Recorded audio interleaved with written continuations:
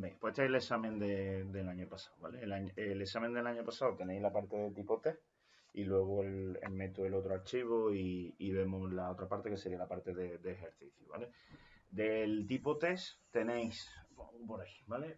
Tenéis el primero, ¿vale? El primer apartado, que sería este de aquí. Dice, la evolución de un sistema de numeración ideal habría sido, ¿vale? Y me ponen 4 opciones. Los sistemas de numeración, acordaros que estaban en el tema 1, ¿vale? Estaban en el primer turno. El tema 1 era lo primero que explico siempre, ¿vale? Y en concreto, pues teníamos por un lado los sistemas tenía que ser simple, un sistema normalmente en este caso pues sería aquí me dan de opción posicional, agrupamiento simple, agrupamiento multiplicativo y representación simple, agrupamiento simple, agrupamiento multiplicativo y posicional, representación simple, agrupamiento simple, posicional y agrupamiento multiplicativo y ninguna de las anteriores. La correcta es la segunda, la B, ¿vale? Porque representación simple, ¿vale? La representación simple es cuando se representaba el número o cualquier número con palitos, por ejemplo, para no escribir uno muy grande, el 7, por ejemplo, si tengo que escribir un 7, pues se hacían 7 marcas, 1, 2, 3, 4, 5, 6 y 7. Esto es representación simple. Después hacíamos el agrupamiento simple, que el agrupamiento simple ya se basaba en las bases. ¿Qué era la base? ¿En qué cantidad de grupos? Pues íbamos a agrupar los palitos. Entonces, si lo hacíamos, por ejemplo, en base 4, pues teniendo en cuenta que había 7 palitos, lo que hacíamos era coger 4 de aquí, 4 palitos, y esos 4 los convertíamos en un símbolo nuevo, lo cambiábamos por un símbolo nuevo. El símbolo nuevo, ¿cuál es el que utilizábamos siempre? Pues el pico. Realmente él no es que sea un pico, sino que es que añade un palo más. O sea, la idea es que se hacía esto, luego se hacía esto, luego se hacía esto, luego se hacía esto, luego se hacía... Y se iban añadiendo palitos para que el símbolo fuese diferente, ¿vale? Entonces, estos 4 se cambiaban por este y los 3 que sobran, pues se ponían como estaban. ¿Por qué? Porque como los grupos los tengo que hacer de 4 en 4, pues esos 3 se quedaban sueltos. Y así se tenía que quedar. Entonces, esto era un agrupamiento simple. Después del agrupamiento simple teníamos el agrupamiento multiplicativo. Que el agrupamiento multiplicativo lo que hacía era utilizar los símbolos de los multiplicadores. ¿Qué eran los símbolos de los multiplicadores? El círculo con un punto que representaba que algo estaba repetido una vez, el símbolo de 2 puntos, el símbolo de 3 puntos, y así poníamos tantos como hiciesen falta. ¿Cuántos hacían falta? Pues si la base era 4, siempre hacía falta uno menos. Es decir, si la base es 4 hay que llegar hasta el 3. No puedo poner el cuarto. Esa es la idea. Este no se pondría en una base 4. Se pondría en una base 5. Entonces llegaríamos hasta aquí. Esos son los multiplicadores. Ahora, ¿cómo se representaba un número usando los multiplicadores? Pues si el símbolo este de aquí aparece nada más que una vez, pues entonces decimos que eso está una vez. O sea, le ponemos un 1 delante para decir que ese símbolo está una vez. Y este de aquí, como está 3 veces, pues lo que haríamos sería decir que está 3 veces ese símbolo. Y esto es la representación multiplicativa. Luego, ¿qué hacíamos? Que aparecía la posicional, el agrupamiento posicional o posicional simplemente, que es el que utilizamos nosotros y que básicamente, ¿en qué consistía? En usar solamente multiplicadores, respetando eso sí las posiciones. ¿Por qué? Porque en el posicional, acordaros que el 0 era obligatorio, es decir, si algún símbolo no aparecía, había que especificarlo con un 0. En este caso aparece tanto el palito como el pico, y como el primero está una vez y el segundo está 3 veces, pues directamente poníamos un 1 y poníamos un 3. Es decir, el 1 de aquí y el 3 de aquí. Es decir, lo que hacemos es obviar, quitar los símbolos. Y ponemos nada más que los multiplicadores. ¿Eso qué quiere decir? Que en base 4, esto es un 1 y un 3. O sea, en base 4, el número 7 era 13. Con eso, ¿vale? Acordaros que con eso se podía hacer lo de cambiar de base. Como los números, acordaros que estos tenían posiciones. Posición 1, posición 2, 3, 4, 5. Y si la base era 4, decíamos que 1 por 4 elevado a la posición más 3 por la base elevado a 0 tenía que ser precisamente ¿quién? El número de verdad, el 7. Y ese número de verdad que es, pues, 4 elevado a 1 es 4, 4 por 1 es 4, más 4 elevado a 0 es 1, y 1 por 3 es 3, y 4 y 3, ¿cuánto es? Pues 7. Esto es lo que había que hacer, exacto, esto era lo que había que hacer para pasar de cualquier base a base 10. Es decir, al número de verdad, al número que representa. ¿Sí? Si lo que queríamos era lo contrario, es decir, si yo tengo el número en base 10 y lo quiero escribir en base 4, para no tener que hacer todo este rollo, porque esta sería una forma de hacerlo, para no tener que hacer todo ese rollo que se hacía, se dividía el número de verdad entre la base. La base, si es 4, pues lo dividiríamos entre 4. 7 entre 4, ¿a cuánto cabría? A 1. 1 por 4 es 4 y hasta 7 irían 3. Y si se continuaba supuestamente la división, cuando esto era más grande que 4, pero como es más chico no se continúa. O sea, aquí no habría que continuar nada, no se continúa. Entonces, ¿qué es lo que decíamos? Que empezando por el cociente y yendo para arriba siguiendo los restos, pues en este caso, ¿qué número es el que me sale? Primero el 1 y luego el 3 en base 4. Pues esa es la forma de pasar el 7 por base 4, que es básicamente dividiendo. ¿Vale? Entonces, esto era el tema 1 realmente, todo esto que he explicado ahora en un momentillo, era el tema 1. Lo que pasa es que, claro, había que, pues, practicarlo, ¿no? Había que hacer ejercicios y, de hecho, pues tenéis, ¿no? Tenéis ejercicios en el grupo. Pues bien, este es el primero, que del primero lo que tenéis que saber es el orden. Y, sobre todo, obviamente, pues, cómo funciona cada uno de ellos. El orden siempre es ese. Cosas que veremos después, porque hay ejercicios de eso, ¿vale? Hay ejercicios de eso, es pues eso, cómo se hace un sistema, cómo se diseña un sistema y cómo se cambia de uno a otro, que es esto que acabo de hacer, pero con números más grandes, simplemente. Ya está, ¿vale? Venga, pues paso al siguiente, el 2. Sí, pues porque puede caer. Lo de las letras, las bases que sean más grandes que 10. Si la base era 11, 12, 13, 14, sí, hay cosas con eso. De hecho, ahí está. De hecho, mira, no, mira. ¿En qué base o bases el siguiente número es 2, 3A? O sea, 2, 3, 4, A. Pues ahí tenéis la parte de las letras, ¿vale? Entonces, borro esto de aquí, para no tener que estar moviendo la pantalla, ¿vale? Bueno. Siguiente. El segundo, ¿en qué base o bases el siguiente, o sea, el siguiente a 2, 3, 4, 9, 2, 3, 4, 9 es el 2, 3, 4A? ¿Vale? El siguiente. ¿Eso qué quiere decir? Eso quiere decir, por ejemplo, ¿vale? Para que nos entendamos, en base 10, ¿vale? En base 10, el siguiente a 2349, ¿quién sería? Pues el 2350, ¿vale? Eso en base 10, ¿no? ¿Por qué? Esa es la pregunta que tenemos que hacernos. ¿Por qué es el siguiente a 2349 el 2350? Porque en base 10, acordaros que los números que teníamos iban desde el 0 hasta el 9. 0, 1, 2, 3, 4, así hasta el 9. Siempre hasta uno menos que la base. Y para saber quién iba detrás de quién, pues lo que hacíamos era mirar en estos números de aquí. Se supone que detrás del 0 va el 1, detrás del 1 va el 2, detrás del 2 el 3, detrás del 7 irá el 8, detrás del 8 irá el 9, y detrás del 9, como no hay más nada, lo que hacíamos era volver a empezar la secuencia. Y entonces del 9 pasábamos al 0. Por eso detrás del 9, el que tiene que venir, por lo menos en base 10, pues es un 0. Lo que pasa es que cada vez que completábamos un ciclo y llegábamos al final y volvíamos a empezar, pues nos teníamos que llevar uno en el siguiente. Es decir, teníamos que, a su vez, volver a ver quién es el siguiente a 4. ¿Quién es el siguiente a 4? Pues detrás del 4, ¿quién viene? Pues 5. De ahí que detrás del 49, pues venga el 50. El resto no se cambia porque para pasar del 4 al 5 no hay que dar una vuelta completa. ¿Vale? ¿Cómo?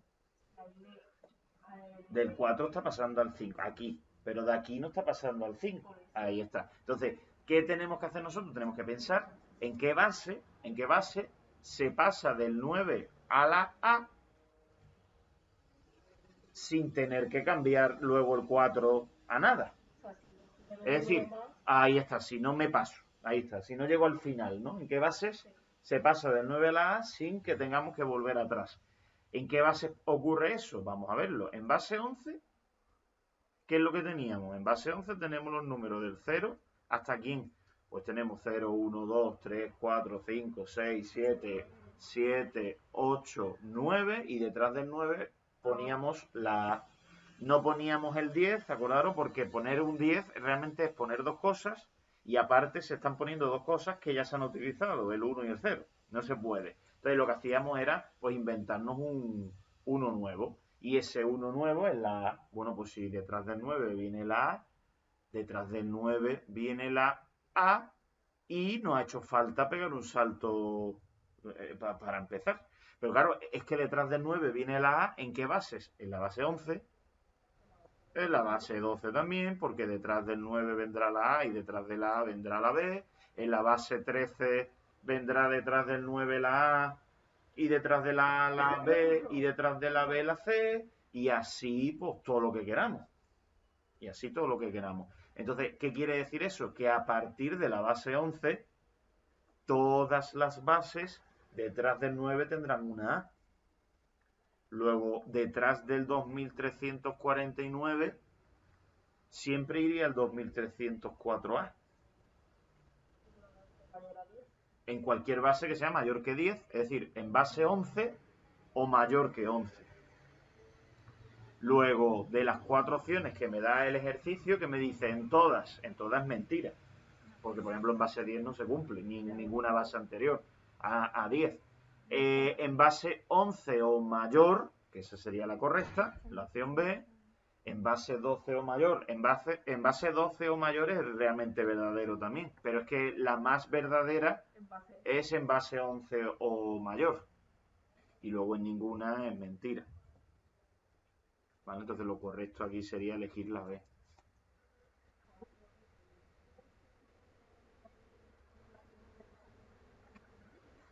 Sí, está lo tenéis tanto en el Skype, se quedan grabados los vídeos, pero aparte yo lo estoy subiendo a mi canal de YouTube, los podéis ver, de hecho los enlaces los tenéis en el grupo.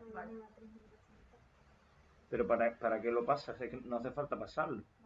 No, no, simplemente aquí lo único que tenéis que tener en cuenta es que o sea, detrás del 9, ¿cuándo va la A? Pues siempre que la base sea 11 o mayor que 11. Por eso la respuesta correcta es la B, 11 o mayor que 11, ya está. No hace falta, aquí no hace falta que paséis nada ni que convirtáis nada. Ni siquiera haría falta comprobar. ¿Vale? Venga. El siguiente, que es de geometría, en vez de saltar al siguiente que es de... Bueno, voy a seguir el orden, venga, sí, así vamos cambiando de temas también, ¿vale? Por cierto, esto que acabamos de hacer sigue siendo del tema 1, ¿eh? El segundo sigue siendo del tema 1, ¿vale? Venga, pues paso al siguiente. Por cierto, una cosa de este tipo de ejercicio, cuando un número está en una base determinada, por ejemplo en base 7, no tiene sentido que yo escriba, por ejemplo, algo así. ¿Por qué? Porque en base 7 se llega hasta qué número? Hasta el 6. Luego no puede haber un 9. Entonces esto no tendría sentido que estuviese escrito en una base 7. Sin embargo, ¿en qué base sí se puede escribir 2, 3, 4, 9? Pues en 10 o más de 10. 11, 12. O sea que eso también puede ser una pregunta, ¿vale? Y también os pueden preguntar quién es el siguiente, pero en vez de a partir del 9 a la A, quién es el siguiente, pues quién es el siguiente o quién es el anterior de una base en concreto. Por ejemplo, imaginaros que estoy en base 13, ¿vale? En base 13, que las letras pues serían 0, 1, 2, 3, 4, 5, así, hasta el 9, luego la A que sería el 10, la B que sería el 11 y la C que sería el 12. No se pone la siguiente porque tiene que ser más chica que 13. Total, que con esto, si a mí me escriben, por ejemplo, 1AC, y me preguntan quién es el siguiente de 1 a C, pues yo tendría que saber quién va detrás de la C primero, que como detrás de la C no va nadie, pues entonces tendríamos que volver a empezar y eso implica que en lugar de la C tendríamos que poner un 0, pero precisamente por este salto que tengo que pegar me tengo que llevar uno en el siguiente, es decir, tengo que ver quién es el siguiente a la A. ¿Quién es el siguiente a la A? La B. Pues entonces yo aquí tendría que poner la B. Sin embargo, el 1 no necesita cambio porque para pasar de la A a la B no me ha hecho falta volver a empezar. Luego ese 1 sigue siendo un 1. Pues no, pues esa es la historia. Que no hace falta poner aquí un 2, porque no hace falta llevarme una en cada posición. Claro, claro. Si yo te pongo en base 10 189, nosotros que decimos que detrás del 9 tendríamos que poner un 0 y llevarme una en el siguiente, pero llevarme una en el siguiente implica que pongamos entonces un 9, esto así se quita. Tendríamos que poner aquí un 9 detrás del este, pero el 1 sigue siendo 1. Luego no se haría nada con esa parte. Claro, tendríamos que seguir el alfabeto hasta 19, hasta que venga 19. Sí, lo más grande que os ponen es 16 nomás. Venga, pues el tercero dice la suma de los ángulos exteriores de un dodecágono regular es esta pregunta, que es de teoría, porque al final esta pregunta es de teoría, esto es del tema 4, que es el tema de geometría, y había de esta pregunta en concreto había que saber dos cosas. Lo que vale la suma de los ángulos interiores y de lo que vale la suma de los ángulos exteriores. De cada figura, exacto, ¿vale? Entonces, claro, entonces en concreto las exteriores siempre era la misma. ¿Y cuánto era ese siempre? 360. Siempre. La exterior siempre es 360. Da igual qué figura sea. Ahora, la interior sí que dependía. ¿Por qué? Porque si era, por ejemplo, un pentágono, ¿qué es lo que teníamos que hacer? Ver cuántos triángulos podíamos sacar a partir de un solo vértice, que en este caso serían 3, 1, 2 y 3, y como cada uno de los triángulos, la suma de sus ángulos era 180, pues 3 veces 180. En este caso eran, porque estos ángulos de aquí y luego este y este también son 180, pues todos juntos será 3 veces 180. O sea que en un pentágono, por ejemplo, pues sería 3 por 180, que son 540. En un dodecágono, ¿dónde está? Aquí, en un dodecágono, que son 12 lados los que tiene, pues me salían ¿cuánto? Pues 10 triángulos. ¿Por qué 10? Porque siempre salían triángulos 2 menos que los lados que tuviese. O sea, si esto tiene 5 lados, me salen 3 triángulos. 2 menos. La formulita, claro, yo puse una formulita que era n menos 2 era el número de triángulos, luego eso se multiplicaba por 180, porque cada triángulo, ¿cuánto sumaba los ángulos? Por 180. Esto era el total de la suma de los ángulos interiores. Si además el polígono era regular, y aquí me dice que era regular, se podría saber cuánto vale uno de esos ángulos. ¿Cómo se podría saber cuánto vale uno de esos ángulos? Pues dividiéndolo entre los ángulos que tiene. En ese caso sería entre 12. En general, pues sería dividir entre n. Y esa era la fórmula. Entonces, o bien os estudiáis la fórmula de memoria, o bien aprendéis a razonarla, a sacarla, a deducirla. Que yo creo que es más fácil. ¿Vale? Entonces, pues 360. Aquí es 360. Aquí no hay que pensar nada, porque es teoría. Eso es sabérselo. 360, punto. Venga.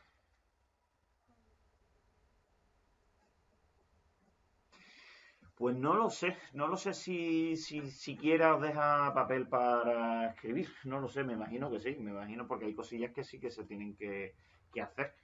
Lo que puede ser es que luego recoja esos papeles, pero aquí piensa que, por ejemplo, este no hay nada que escribir y el que acabo de hacer tampoco, o sea que tampoco tendría ahí mucho sentido desarrollar.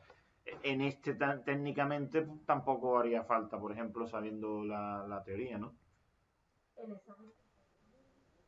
Pues lo que tenéis aquí puesto, 2 horas y media. 2 horas y media porque tenéis tipo test y parte práctica, que no le da tiempo. Claro. A ver, Pero que cuando no hay un ratillo, hay ejercicios que son largos.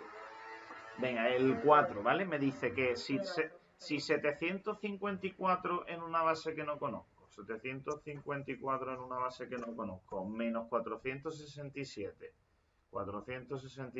en esa base es 276 en esa misma base, ¿vale?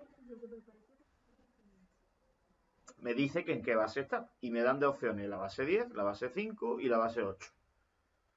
Y luego ninguna de las anteriores, ¿vale? También está esa opción. Entonces, pensar, ¿vale? Pensar una forma, aquí al fin y al cabo se trata de saber cuál es la opción, obviamente, ¿vale? Entonces, ¿se puede descartar alguna?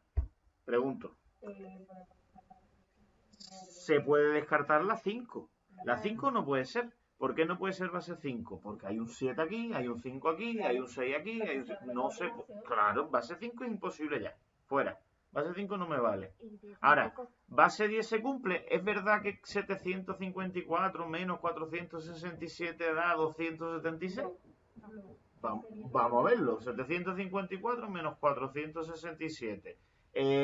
4 menos 7 son de 7 hasta 14, son 7, me llevo aquí 1 que sería 7, de 7 hasta 15 serían 8, me llevo aquí una, ya no se cumple porque esto tiene que ser 76 y me sale 87, nada, fuera, pues en base 10 tampoco. Entonces lo único que me quedaría sería ver si es en base 8 o no, porque si es en base 8 ya lo tengo y si no, pues por ninguna de las anteriores. Entonces, ahí está. ¿Qué es lo que haría yo? Primero, suponer que está en base 8. Te voy a suponer que está en base 8.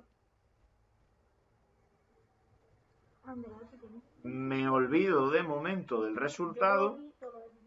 ¿Vale? Me olvido del resultado.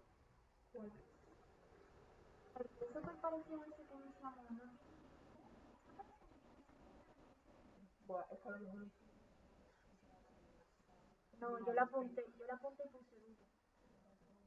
754 menos 467 en base 8. Hacemos esa resta. La resta hay que hacerla obviamente en base 8, con lo cual... Claro, porque puede ser que lo hiciese yo a lo mejor en algún momento para explicaros esto, o que lo tengáis de algún sitio.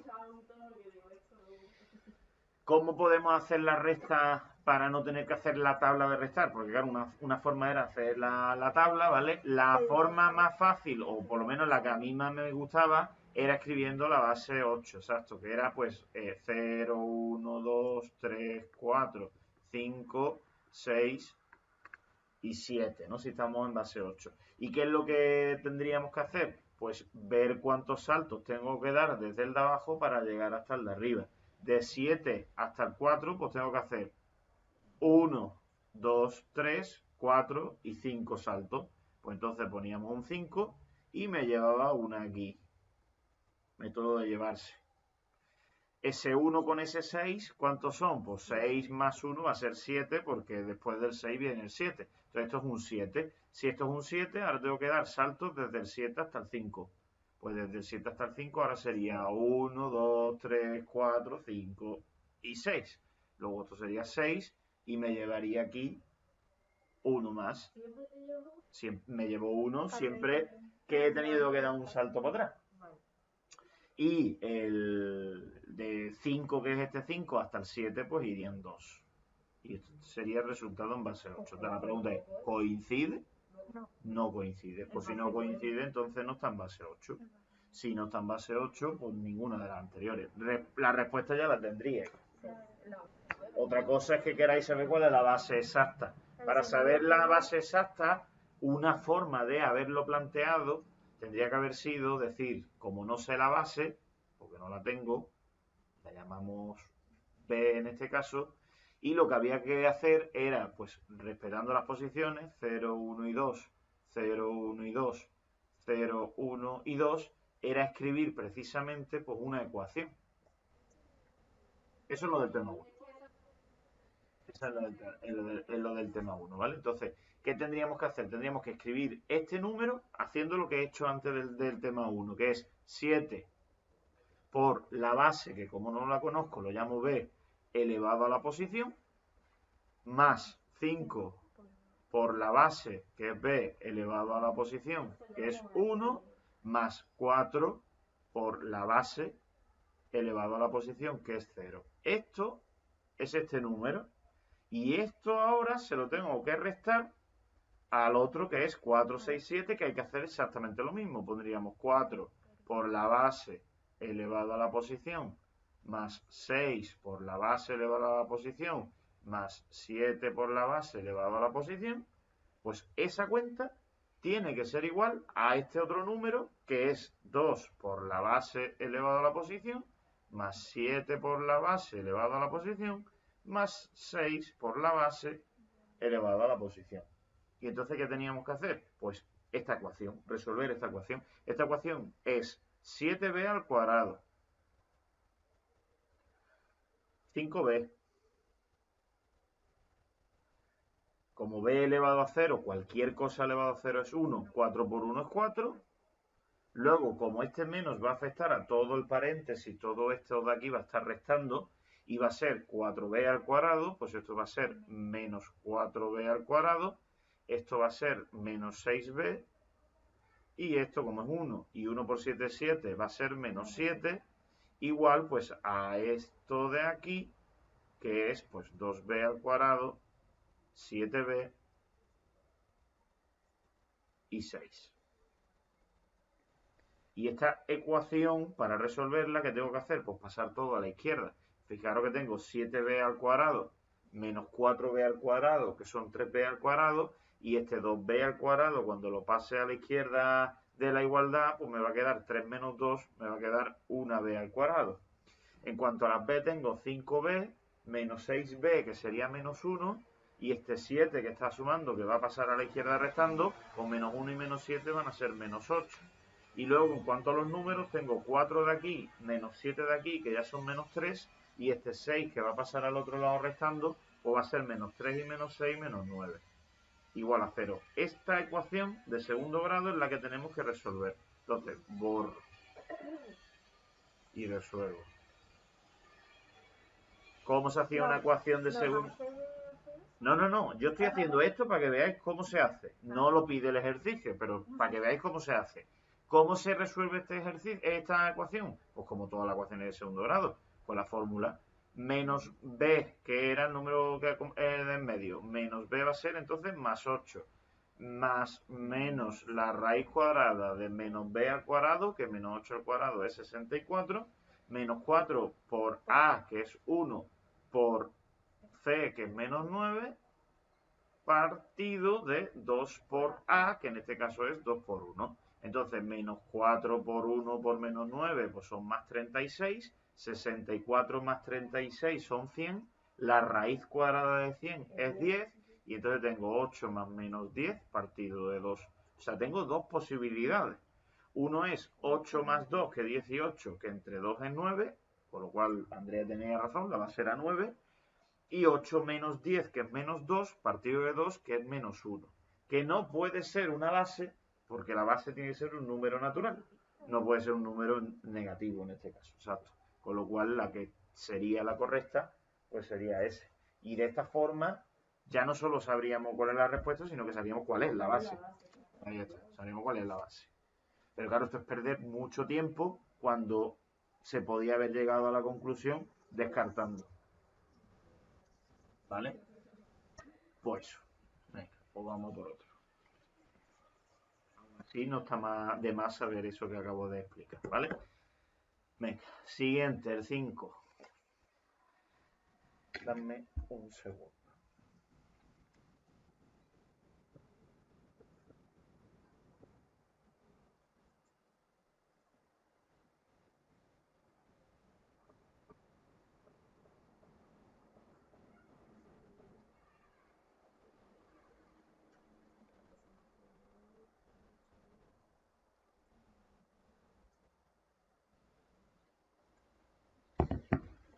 Venga,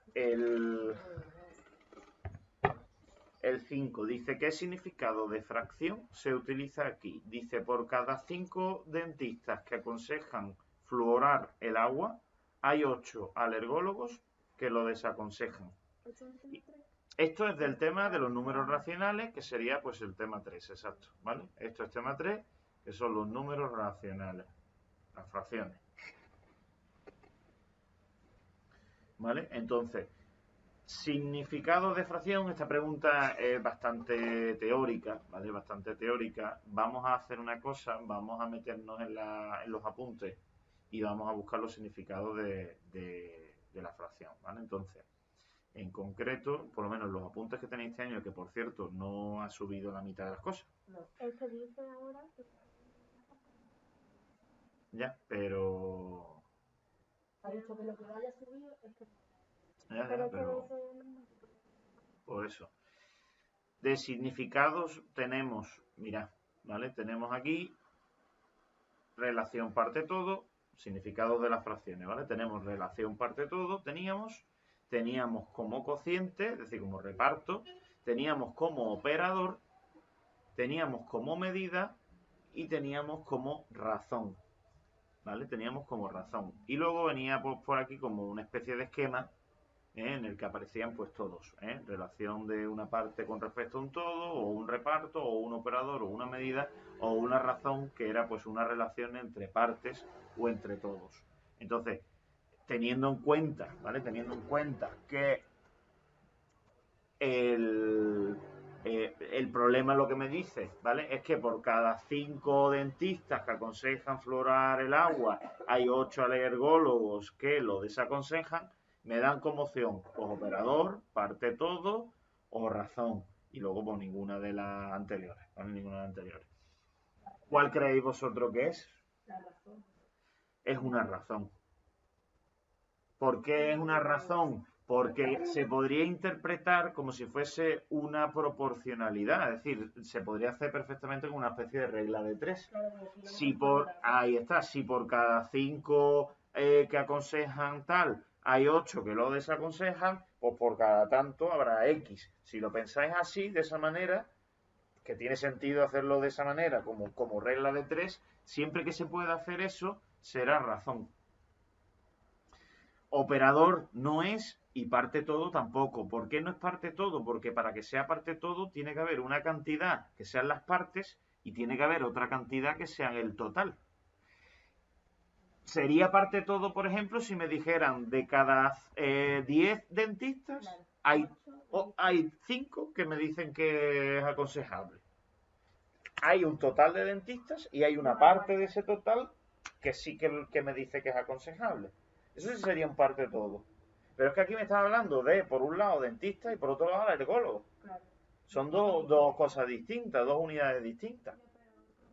Operador sería cuando me dice que haga la mitad de algo o que haga un tercio de algo. Es decir, que la fracción se le aplique a una cantidad. Que se le aplique una cantidad, me refiero, si yo tengo 500 euros, pues vamos a hacer 3/4 partes de 500 euros. Y estoy haciendo una fracción de una cantidad. Así tendría que ser como operador. Como medida sería cuando se utiliza la fracción como unidad. Es decir, dame 3/4 de kilo de pollo. Por ejemplo, eso sería una medida. Y reparto es cuando se reparten cosas. Es decir, si yo, el problema típico del el abuelo que reparte los caramelos a los nietos, pues se ha repartido 3 por cada 4, o sea, 3 caramelos por cada 4 nietos. Pues eso sería, ese 3/4 sería en ese caso un reparto, un cociente, ¿vale? Aquí no, aquí hay dos personas distintas o dos unidades distintas, unos son dentistas y otros son alergólogos. Pues todo lo que sean dos cosas distintas, pues sería razón. En este caso es razón. Es que son, vamos a ver, si yo te digo, por ejemplo, que me calcules las 3/5 partes de una pizza, esto es una operación. Eso es un operador, porque estoy aplicando una fracción por una cantidad. Una cantidad. Ahora, si yo quiero medir algo y digo, vamos a ver, si este recipiente tiene 1 litro y el recipiente está por la mitad lleno, esto es medio litro. Eso es una medida. No, porque yo no he calculado aquí la mitad de 1 litro. Yo directamente he dicho 1 litro, lo he medido. O sea, esa es la diferencia. Aquí se opera, se hace una cuenta. Aquí no he hecho una cuenta, aquí directamente lo he escrito. ¿Entienden la diferencia? O sea, para que sea operador tiene que haber una operación. Y una operación normalmente es de multiplicación. Es como si yo te digo, por ejemplo, yo qué sé, un trozo de tela. Otro problema, un trozo de tela. Calcúlame los 3/4 de lo que mide el trozo de tela, que mide, por ejemplo, yo qué sé, 100 centímetros, 1 metro. Pues si es 3/4 de 1 metro, estoy haciendo una cuenta. 3/4 por 1 metro. Ahí estoy haciendo una operación. Ahora, si yo te digo que esto mide 1 metro y lo divido en 4 partes, ¿esto cuánto me va a medir? Pues 1/4 de metro. Ahí no he hecho operación. Ahí directamente he utilizado este dibujo para indicar una medida. Esa es la diferencia. Es muy parecido también porque tú al final, si tú tienes 1 litro, que es el todo, y estás cogiendo una parte de 2, también lo puedes interpretar como parte todo, claro. El parte todo, de hecho, fijaros en el esquema que os he enseñado de los apuntes, el parte todo, ¿dónde está? El parte todo y el reparto o el operador, todo está dentro de lo mismo, al final son porciones. Es que en todos ellos hay, como te dice aquí, una unidad de referencia. En el de la jarra con 1 litro, la referencia es el litro. Entonces yo de esa referencia, el todo es el litro y las partes son por las partes que hay de agua. O el reparto, en ese caso, ahí no tiene sentido el reparto, pero como operador sí puedo hacer un medio de 1 litro. O puedo decir que hay medio litro, que al final sería lo mismo. ¿Entendéis, no? Al final son muy parecidos unos a otros, pero tienen sus diferencias. Pero aquí no, o sea, aquí no hay pega. Razón es relación entre partes. O sea, hay una parte de dentista y hay una parte de alergólogo. Dos claramente diferenciadas. ¿Vale? Venga, pues vamos entonces. Razón y ya está, exacto. No porque lo diga yo, porque es así. A ver, así. Venga, pues sigo.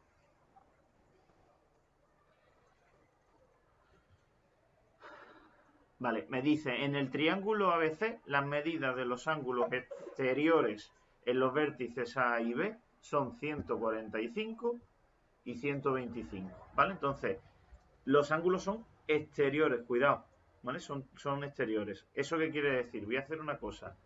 Voy a poner aquí el ángulo A y voy a poner aquí el ángulo B, ¿vale? Entonces, acordaros de una cosa, si yo tenía una figura, si este era el interior, el exterior era la parte que me quedaba si prolongábamos uno de los lados, ¿vale? Con lo cual, eso lo que quiere decir es que si este era el ángulo A, entonces el otro se podía calcular teniendo en cuenta que los dos juntos siempre formaban un ángulo llano, es decir, siempre tenían que sumar pues 180, ¿vale? Luego, si ahora me están dando como dato el exterior y yo lo que quiero es el interior, para calcular el interior de cada uno de ellos tendríamos que hacer 180 menos el exterior de A, que es 145, y 180 menos el exterior de B, que es 125. De esa forma, ¿vale? De esa forma, pues, ¿qué obtendríamos? Pues 180 menos 145, pues son 35, y 180 menos 125, pues son 55. Esas son las dos medidas del A y del B que, aunque no me lo dicen, lo puedo calcular yo. Y son interiores, exacto. Esas son las dos medidas interiores. Entonces, el ejercicio me pregunta que cuál de las siguientes afirmaciones sobre lo que es el triángulo ABC pues son ciertas. Y me dice, una primera opción es que el triángulo es isósceles, una segunda opción es que el triángulo es rectángulo y una tercera opción es que el triángulo es escaleno. Y luego las opciones del ejercicio son que solo la primera es correcta, que solo la primera y la segunda son correctas, que solo la segunda y la tercera son correctas o que ninguna es correcta. Entonces vamos a ver lo que podemos hacer. Lo primero que podemos hacer es calcular qué falta, el ángulo que falta, que es el C. ¿Cómo calculamos el C? Pues obviamente, como los tres juntos tienen que sumar 180, porque es un ángulo, esto es un ángulo. ¿Vale? Este es el simbolito del ángulo. Bueno, pues si estos dos juntos suman, claro, al sumar estos dos suman 90, pues 180 menos 90 tiene que ser el C, que son 90 también. Vale, pues si son 90 también, de momento hay un ángulo recto. Y si en un triángulo hay un ángulo recto, ¿el triángulo de qué tipo es? Pues rectángulo. Entonces, el triángulo rectángulo es seguro. Vale, vamos a hacer un pequeño dibujo a ver qué me sale. Si pinto un triángulo que sea rectángulo, pues probablemente tiene que haber algo así. De manera que este ángulo de aquí, que es más chico que este de aquí, pues uno de estos que es el chico, pues medirá o debe medir 35 y el otro pues tiene que medir 55. Y este es 90. Luego este es el ángulo A. El C, perdón, este tiene que ser el C porque es el recto. El A tiene que ser este de aquí chiquitito y el otro es el B. ¿Vale? Entonces, la segunda, que es rectángulo, esa es verdadera ya de por sí. Ahora lo que tenemos que ver es si puede ser isósceles o si puede ser escaleno. ¿Puede ser isósceles? ¿Isósceles qué significaba? Que tenía dos lados y dos ángulos iguales. Dos lados y dos ángulos iguales. ¿Por qué? Porque en un triángulo isósceles, que es algo así, ¿vale? Tenía que pasar que este ángulo y este ángulo fuesen iguales y que este lado y este lado también lo fueran. Pero estos dos tienen que ser iguales. Y para que pase eso tendría que haber dos números de los tres que hay aquí que fuesen iguales y no lo hay. Luego isósceles no puede ser. O sea que la primera la descartamos. Ahora, ¿es posible que el triángulo sea escaleno? Escaleno, escaleno ¿qué significaba? Que todos los lados fuesen diferentes. Y si todos los lados son diferentes, primera cosa que tenéis que tener en cuenta, que si este triángulo es rectángulo, la hipotenusa siempre es el más largo. Luego, si es el más largo, esto ya tiene que medir diferente de esto y de esto. Además, la pregunta que nos hacemos es, ¿este lado puede medir lo mismo que este? Que si este lado puede medir lo mismo que este. Esa es la pregunta que tendríamos que hacernos. ¿No? ¿Por qué? Primero, porque si midieran lo mismo, entonces sería isósceles. Y acabo de decir que no puede ser. Segundo, si midieran lo mismo, entonces este ángulo y este ángulo tendrían que ser iguales. Y no lo son. O sea que es imposible que esto y esto sea igual. Es decir, que tienen que ser distintos entre sí. Pero es que tienen que ser distintos entre sí y también distintos a la hipotenusa porque la hipotenusa es el más grande, siempre. Con lo cual todos los lados son diferentes. Si todos los lados son diferentes, este triángulo también es escaleno. Con lo cual tiene dos condiciones, que sea rectángulo y que sea escaleno. Es decir, que la 2 y la 3 ambas son verdaderas. ¿Cuál es la respuesta a esa? Pues que solo la 2 y la 3 son verdaderas. La respuesta C. Vamos a ver. Me dan dos ángulos que son exteriores. Vale, con los ángulos exteriores tenemos que calcular los interiores. O sea, si me dan 145, hago 180 menos 145. Si me dan 125, hago 180 menos 125. Con eso saco este y este, que son los dos interiores, el A y el B. Como en un triángulo, además, todos tienen que sumar 180, pues el tercero se puede calcular, teniendo en cuenta que como estos dos suman 90, pues me faltan otros 90 para ser 180. Y eso que implica que como tiene un ángulo recto, tiene que ser rectángulo. No puede ser de otra manera. Ahora, como los otros dos ángulos son distintos entre sí, ¿qué ocurre? Que no puede ser isósceles. Porque en los isósceles, por fuerza, tiene que haber dos ángulos que sean iguales. isósceles no puede ser, descartamos lo de isósceles. Entonces, ¿qué más opciones tenemos? Que sea escaleno. ¿Por qué puede ser escaleno? Primero, si el triángulo es rectángulo, el lado que está enfrente, que es la hipotenusa, siempre tenía que ser el más grande. O sea que si es más grande no puede ser este lado ni igual a este ni igual a este. Y segundo, si suponemos que esto y esto fuese igual, estaríamos diciendo básicamente que es isósceles. Porque en los isósceles, ¿qué ocurre? Que hay dos lados que tienen que ser iguales. Y acabo de decir que isósceles no puede ser. Luego se descarta la opción también de que sea isósceles. Si no puede ser isósceles, tiene que ser escaleno. Es decir, todos sus lados tienen que ser diferentes. Entonces, tanto la segunda como la tercera son correctas. Y si son correctas, pues no valdrían. Dando un segundo.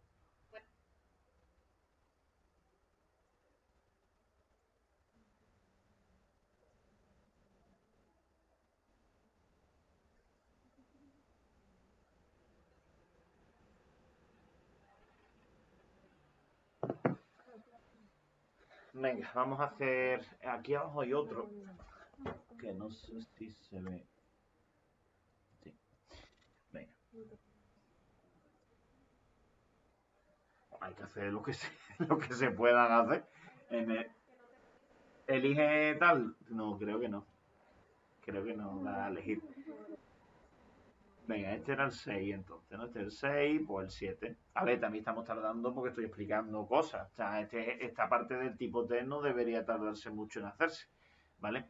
La 7. Venga, voy a poner por aquí la 7. Y voy a agrandar, pues si no, no vemos nada. Aquí. Uy.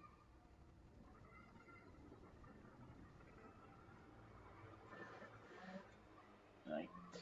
Venga, la 7 dice que suponiendo que las distancias entre marcas consecutivas son iguales, es decir, me dan un dibujo aquí con una línea, ¿vale? Esta línea de aquí, que va desde el 0 hasta el 1, ¿vale? Y está dividido en cuántas partes, en 1, 2, 3, 4, 5 y 6 partes. Si está dividido en 6 partes y empieza en el 0, es porque este número de aquí es un sexto, este número de aquí es 2 sextos, este es 3 sextos, con lo cual C es 4 sextos, D es 5 sextos y el 1 es el 1, que sería el 6 sextos, por cierto, pero que 6 entre 6 es 1, ¿no? Entonces yo ya sé que la C vale 4 sextos y sé que la D vale 5 sextos. Hasta ahí, perfecto. Borro esto de aquí para que se vean las opciones porque no se ven. Entonces, ¿qué me pide el ejercicio? Me pide que indique de las opciones que tengo aquí debajo, en A, B, C y, bueno, y en D, que es ninguna de las anteriores, que cuál de esas opciones estaría entre C y D. Es decir, cuál de estas opciones daría un resultado que estaría entre C y D. Entonces, ¿qué tenemos que hacer? Claro, pues tenemos que hacer cada una de esas operaciones y ver pues, cuál está entre 4 sextos y 5 sextos. Entonces, la primera, por ejemplo, es una multiplicación que sería un tercio por 2 quintos, que se multiplicaba pues el de arriba con el de arriba y el de abajo con el de abajo. Luego, estos son 2 partidos de 15, ¿vale? El segundo, que es la B, es una suma, que es un quinto más 2 tercios. En la suma había que hacer el mínimo común múltiplo, que es 15. 15 entre 5 es 3, por 1 es 3, más 15 entre 3 es 5, por 2 es 10, luego 3 y 10 pues son 13.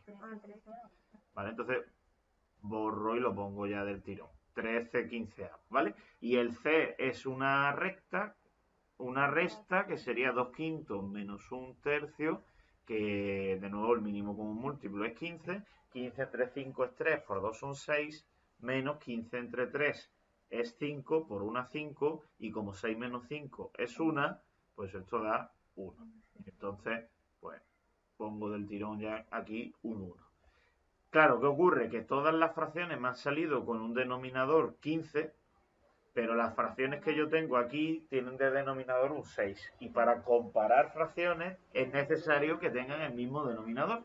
Entonces, ¿qué es lo que tenemos que hacer? Modificar todas las fracciones para que tengan un denominador común.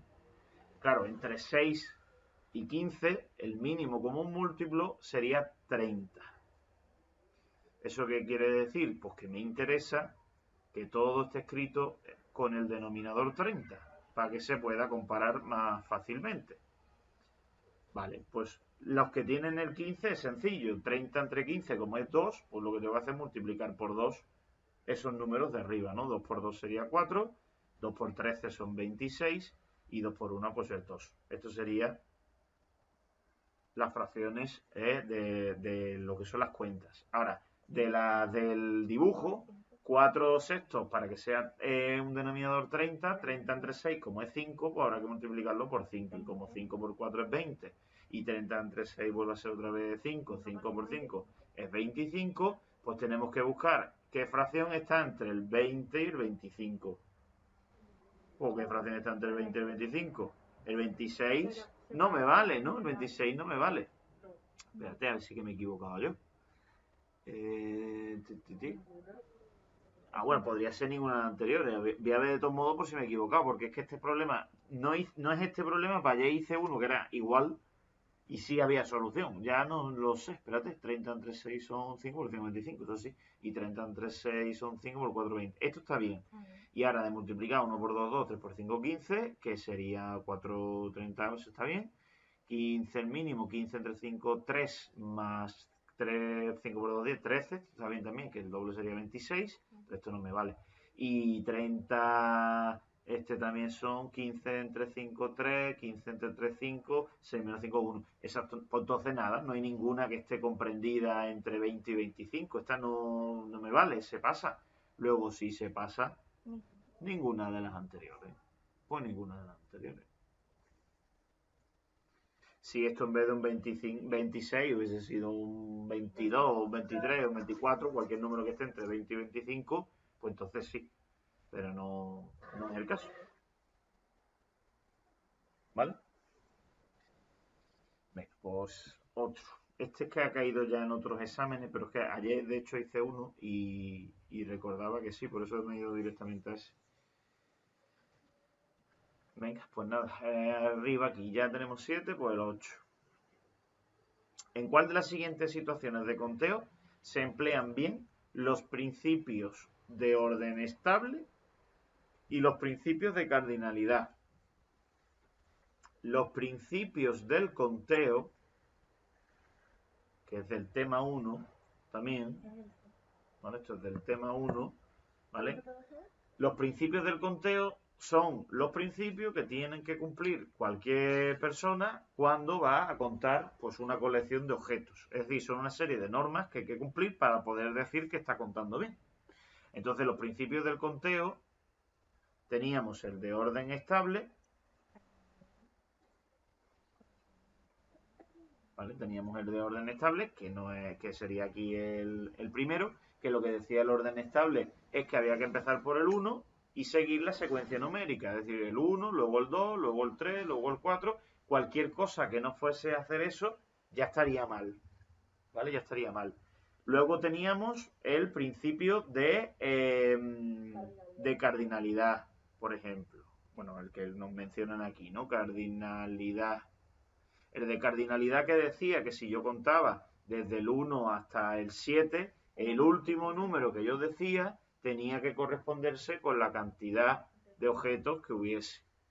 O sea, que el último tendría que ser siempre la cantidad, ¿vale? Esto había que tener cuidado porque acordaros que si yo contaba aleatoriamente, es decir, no seguía el principio de orden estable, pero llegaba a un número que era el 7 y decía que había 7 cosas, fuese verdad o fuese mentira que había 7 cosas, se está aplicando bien el principio.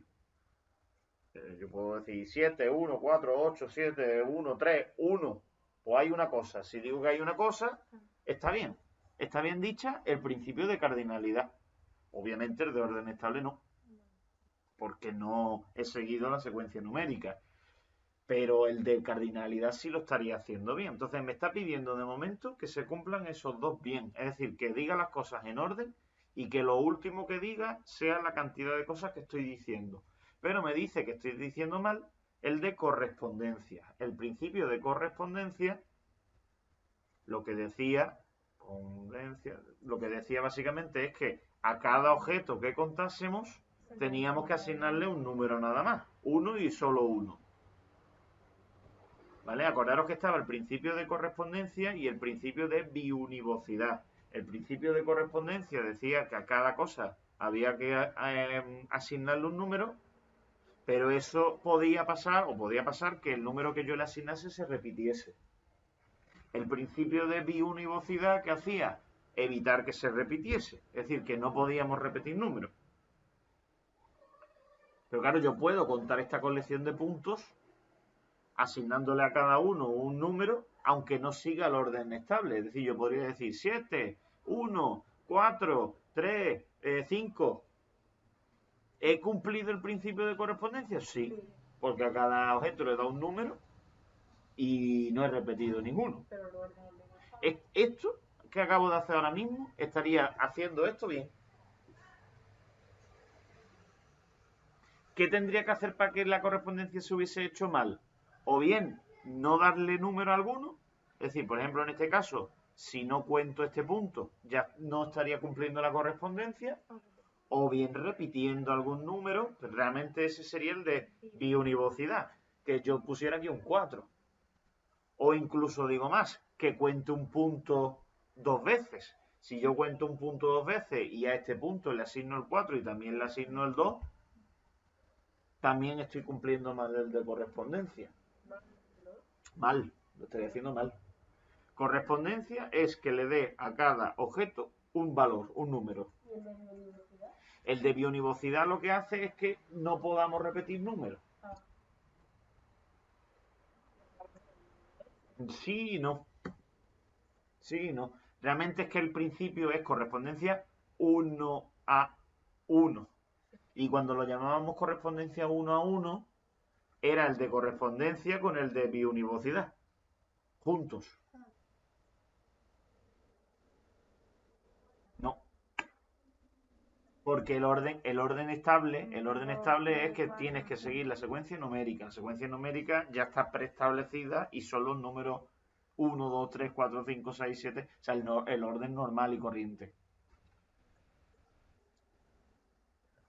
En el que tú has dicho, no es que sea el primero o el segundo, cuidado con eso. Tú me acabas de plantear una situación. Tú me has dicho, la apunto aquí, tú me has dicho 1, 2, 4. Te has saltado el 3, ¿vale? Entonces, esto que tú me has dicho, primera pregunta que te tendrías que hacer tú, ¿cumple el orden estable? No. ¿Cumple el de cardinalidad? Depende de lo que me hayas dicho. Si tú has dicho 1, 2, 4 y dices que hay 4 personas, es verdad. O sea, lo estás haciendo bien. Si tú dices 1, 2, 4 y dices que hay 3 personas, aunque es verdad que hay 3 personas, estás diciendo mal ese principio. Porque si has llegado al 4, debería haber 4. Esa es la historia. Y debería haber 4. Ese razonamiento es el que me dice si esto se está haciendo bien o no. Entonces, si tú llegas al 4 y dices hay 4 cosas, entonces esto estaría haciéndose bien. Aunque sea mentira que haya 4. El de correspondencia, si no le has contado a él, no lo has hecho bien. Has dejado a una persona sin contar. Por ejemplo, ¿vale? Tú me has dicho, ¿entiendes? Entonces, ahora si lo hubieses contado a él, hubiésemos contado a todos, entonces sí se estaría cumpliendo el de correspondencia. De todos modos, aquí el ejercicio básicamente te dan las opciones, te da la forma de la situación, o sea, la situación te la da, ¿no? Te dice que 1, 2, 3, 5 y dice que son 4. ¿Qué está pasando aquí? Si digo 1, 2, 3, 5 y digo que hay 4, ¿el orden estable se está cumpliendo? No. Y según el ejercicio, el orden estable tiene que estar bien. Pues este ya no puede ser. El primero no puede ser ya porque no se cumple el principio de orden estable. El de cardinalidad tampoco lo está cumpliendo, por cierto, porque si ha contado hasta el 5, debería haber dicho que hay 5 cosas. Y dice que hay 4. Y el de correspondencia, pues me imagino que se ha dicho 1, 2, 3, 5 no dice en ningún momento que haya, o sea, que haya dejado nada sin contar. Se entiende, de hecho aquí abajo te dice, cada vez que dice una palabra numérica, señala un objeto diferente hasta llegar al último, con lo cual lo está contando todo. Entiendo que eso, que ese no puede ser, aparte porque es que no se cumplen los dos primeros. El apartado B dice 4, 3, 2, 1 y dice que hay 4. ¿Se está cumpliendo el orden estable? No, porque no ha empezado por el 1. Aunque son, o sea, aunque sería lo mismo 1, 2, 3, 4 que 4, 2, 3, 1, no es el orden correcto. Aparte de eso, no ha empezado por el 1, ¿no? Luego, ¿se cumple el de cardinalidad? Tampoco, porque ha llegado al 1. O sea, 4, 3, 2, 1, debería haber dicho que hay 1. No se cumple tampoco. O sea, este no puede ser. El C, 1, 2, 2, 4. Y dice que hay 4. Vale, cardinalidad lo está diciendo bien porque hay lo último que ha dicho es 4 y dice que hay 4. El orden estable se está cumpliendo. 1, 2, 2, 4. Detrás del 2, ¿quién tendría que venir? El 3 y no dice el 3. Pone 1, 2, 2, 4. Detrás del 2 debería haber dicho 3. Si en vez del 4 dice 3, el orden estable sí lo estaría haciendo bien. Luego el orden estable aquí tampoco está bien hecho. Tiene que ser la última por fuerza, sí. ¿Me podéis decir un ejemplo que cumpliese el orden estable y la cardinalidad, pero no cumpliese la correspondencia?